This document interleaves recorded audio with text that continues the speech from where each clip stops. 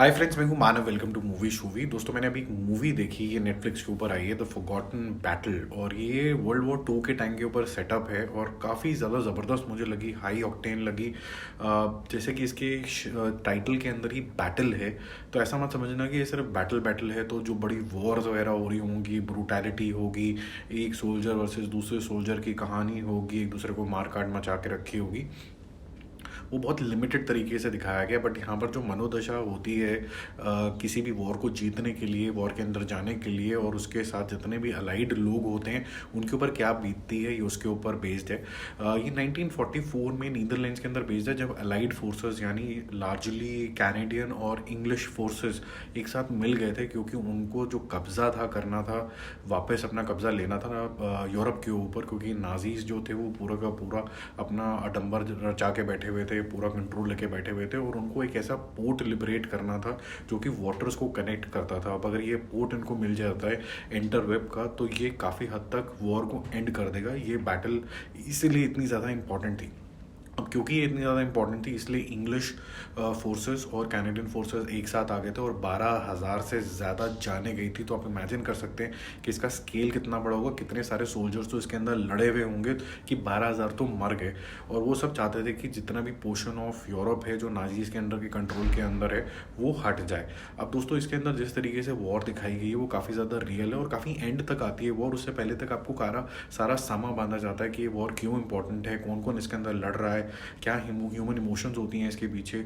कोई भी फॉल्स तरीके का आपको हीरोइज्म नहीं दिखेगा, आपको दिखेगा कि सोल्जर्स भी ह्यूमन की तरह हैं। तो कोई भी वॉर को या वायलेंस को ग्लोरिफिकेशन नहीं हो रही है, उनकी भी सर्वाइवल इंस्टिंक्ट्स हैं, उनको भी डर लगता है। कुछ गन फाइट्स भी हैं ऑफ कोर्स, क्योंकि वॉर तो अल्टीमेटली होती है। एरियल जेट प्लेन्स भी चल रहे हैं, ग्लाइडर्स चल रहे हैं। तो जो फोकस होता है वो ये होता है कि क्या आपको फियर लग रहा है, क्या पेन लग रही है, क्या लॉस हो रहा है, और उससे आप किस गुमनामियों में चले जाते हो।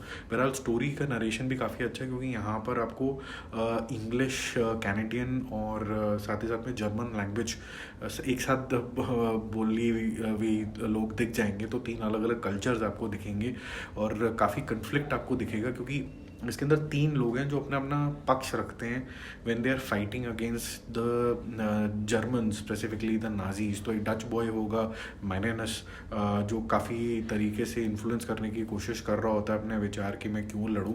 फिर एक इंग्लिश ग्लाइडर पायलट है जो विलियम करके है, वो फाइट कर रहा है जर्मन्स के अगेंस्ट। फिर एक गर्ल है जो कि एक रेजिस्टेंस ग्रुप का पार्ट है, जिसके पास काफ़ी सारी इन्फॉर्मेशन आती है to against basically Nazis and how to reach to the right hand with this information. वो सब होता है और इन सब की लाइफ एक साथ एंटैंगल एक पॉइंट पे कैसे हो जाती है वो एंड तक आप देखते हो।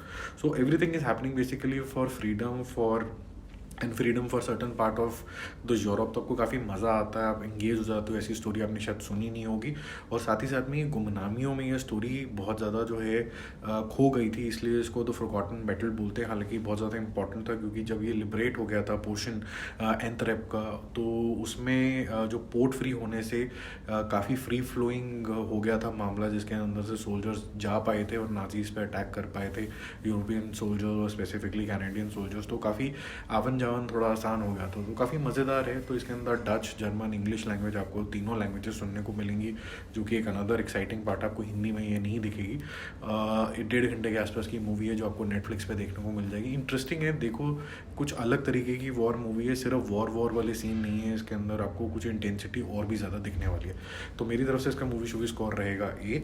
आप इसको देखिए और हम मिलेंगे एक और रिव्यू और एक और अपडेट के साथ बहुत जल्दी। तब तक आप सब्सक्राइब कर लीजिए।